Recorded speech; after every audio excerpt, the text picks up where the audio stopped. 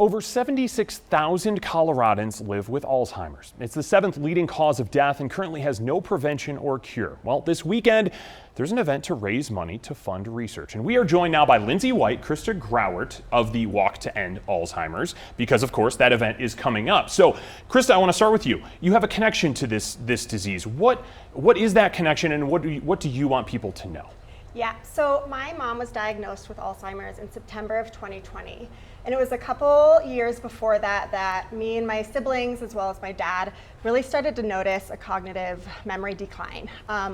Lots of challenges remembering things, and ultimately that led to her not remembering who we were anymore, which really sparked a red flag in our minds. I tried to go home as much as I could, as they're in Portland and I'm in Denver, but it made it challenging. So as her memory declined even more, I tried to go home more and more and more. So it was July 13th when I made a visit home, got off the airplane, and was greeted with the warmest hug that I could ever think of. And in my mind, it was that moment that I said, she knows exactly who I am. It was also a clear reason why you're taking part in this kind of event, and I want to get more from that in just a little bit. But Lindsay, at the end of the day, this event, this walk, is about raising money. Where does that go? So ultimately, the funds end up with the Alzheimer's Association, which is based in Chicago.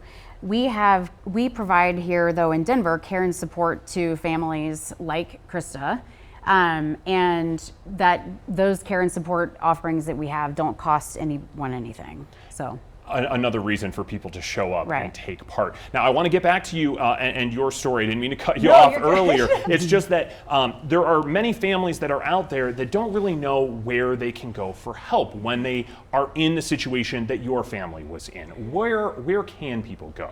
So when my mom, in fact, didn't remember who I was in that moment of coming to me, that's when I knew I needed to reach out to the Alzheimer's Association. That's when I knew, I got on Google, Googled a walk, because there's walks for everything nowadays, and I was connected to Lindsay.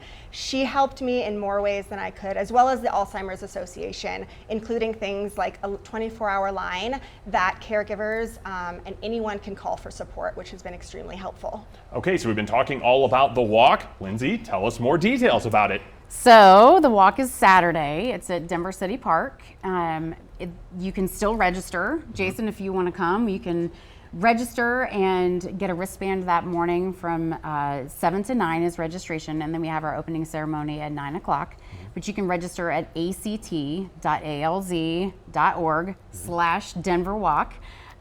We are expecting 3,000 people, so it's going to be a really big festival.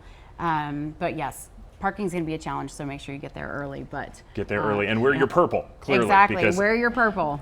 Because there are so many people, as we mentioned, 76,000 people in Colorado are impacted by this. There will be people there with personal connections, or if you don't, you just want to support a very worthy cause, you can come out. Ladies, thank you so much for joining us and for that information. One more time, you can register for Saturday's walk online or in person, as she mentioned, right there. Walk up Saturday morning. It starts at 7 a.m. at the Denver Museum of Nature and Science. That opening ceremony starts at 9. The walk will start immediately after. For more information, there is the website there on your screen, alz.org/co.